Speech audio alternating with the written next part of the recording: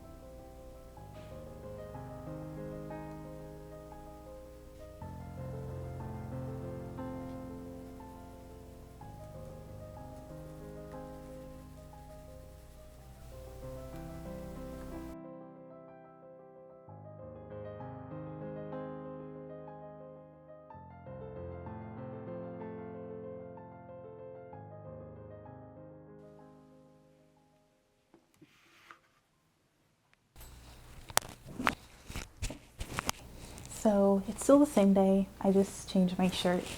But you guys just saw me working in my mini sketchbook, which I absolutely love working in the sketchbook. There's just something about it being mini that kind of makes me feel less pressure to fill up the page or, you know, make like a spread or something. But because it's small, it just feels less intimidating for some reason.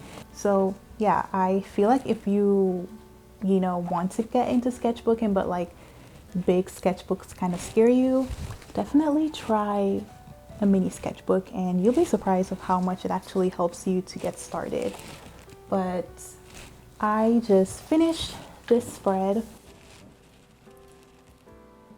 and it's essentially, I was thinking of what to paint, and spring is almost here, and so I just have been thinking a lot about cherry blossoms. So I of course wanted to pay tribute to spring, I suppose, by painting some cherry blossoms today.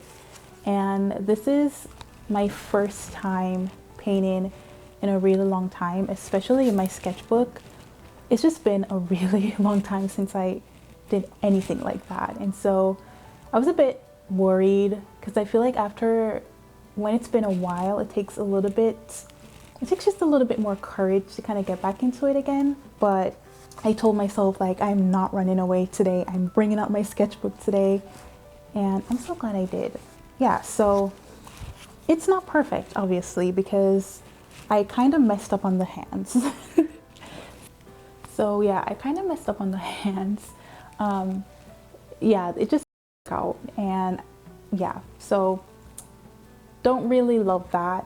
And I kind of also regret adding in the leaves right here, but you know, I think that's part of the process of working in your sketchbook. It's never going to be perfect, and there's going to be things that you don't like, and you can be critical and just like pick apart everything that you do. But I feel like the most important thing is that you enjoyed it. And for me, it's all about the process.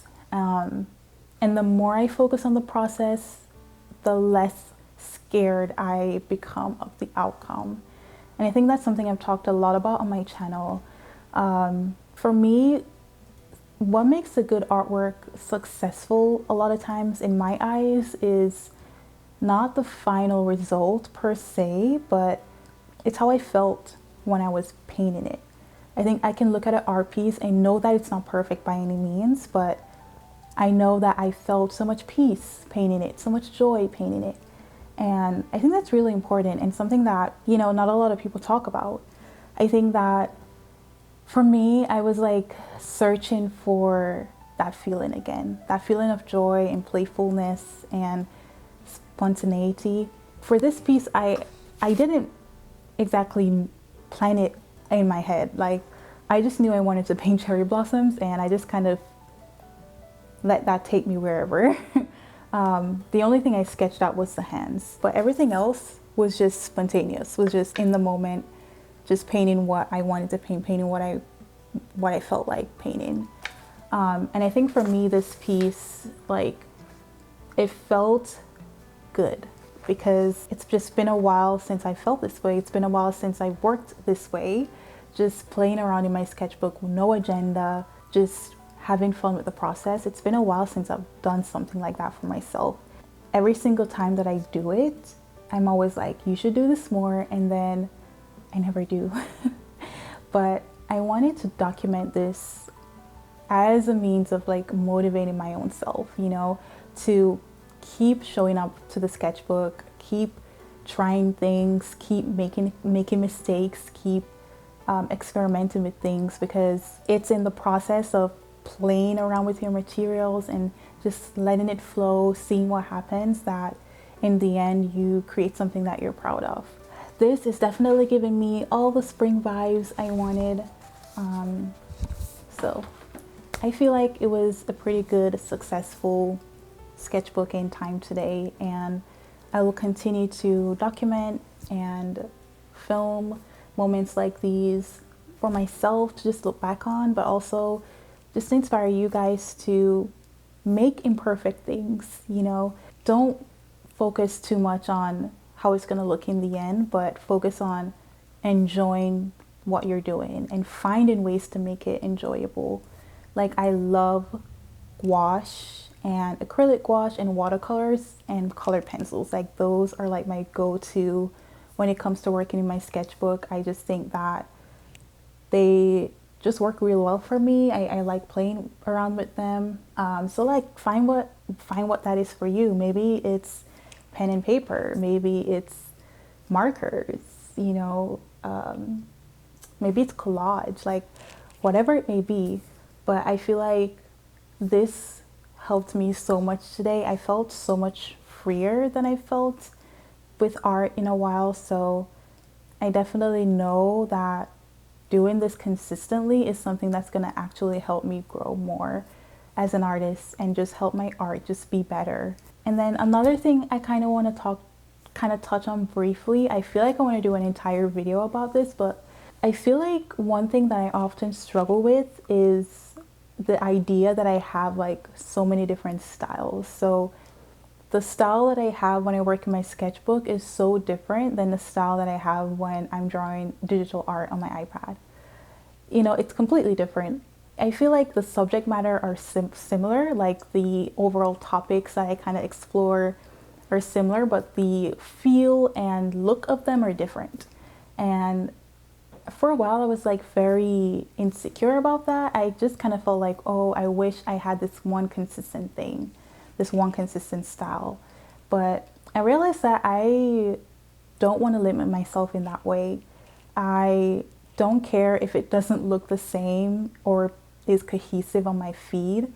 I think the most important thing is that I'm actually enjoying what I'm doing and enjoying creating in whatever form it may take. So yeah, I feel like art style is one of those things that is just tricky.